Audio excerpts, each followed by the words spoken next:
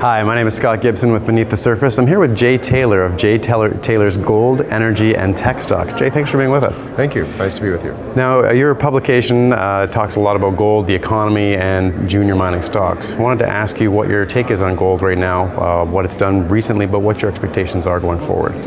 Well, Scott, I think we're still in the bull market of a lifetime for gold and gold mining shares, and that's maybe hard for some people to realize given the recent decline that we've gone through.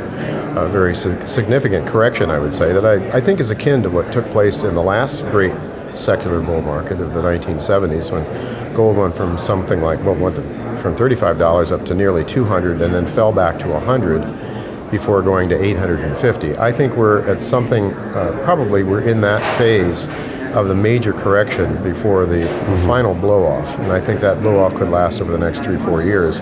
But I think we'll see new highs in gold, and I think this recent pullback, this correction, very significant correction, is probably providing people with a last chance to really start to focus and get gold, add gold into their portfolios. Of course, that's difficult at the time when after the metal's been hit so hard, it doesn't feel right to do that. But right. The smart investors are those that are now, I think, backing up the truck, so to speak, or maybe you have to be a bit more cautious. I really want to look at companies that are in production that don't have to go out in these markets and raise capital so much, because it's a very difficult time to do that, and you'll dilute your shareholders' interest to such a great extent. Well, that's a great place to look. With gold being beaten back, and a lot of the stocks from large caps to small cap juniors being beaten back so far, where do you focus? Like, not just on the juniors and you're staying away from the exploration companies, but like you say, going after those ones that are sort of more advanced. Right. I like exploration companies that can grow organically. I mean, I like the mix between the smaller producers that have a lot of exploration potential, but they can finance themselves. They don't have to go out and raise capital. I also like project generator companies, prospect generator companies that are well funded and have major mining companies that are not going to go out of business tomorrow, committed to spending to earn in big portions of those projects. Well, cash is king right now. That's such critical. You can't, the market's really closed for most of, if not all of these junior resource companies or resource companies in general. So ones that have cash or are generating cash or a joint venture model where they have other people spending on their properties. Makes a lot of sense. Absolutely. They'll be the predators in this market, Scott. They'll be the guys that can go out and scoop up the juniors that can't stay alive, that can't raise capital, that have sunk millions of dollars in the ground, have very valuable data, have learned a lot about their mineral prospects, their project prospects. And so the guys that have the money and have the cash flow will be scooping up those. So, what are a couple examples of those kind of companies? Well, I like, on the project generator front, the one I like probably as much as any would be Eurasian Minerals. Eurasian Minerals is a favorite. I like Miranda Gold a lot as well. Riverside Resources is another one.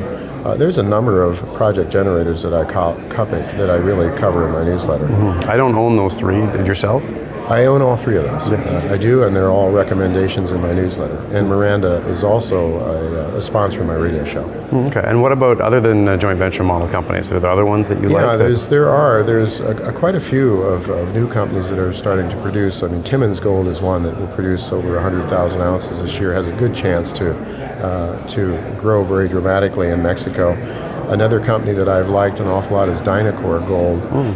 It's this very special model.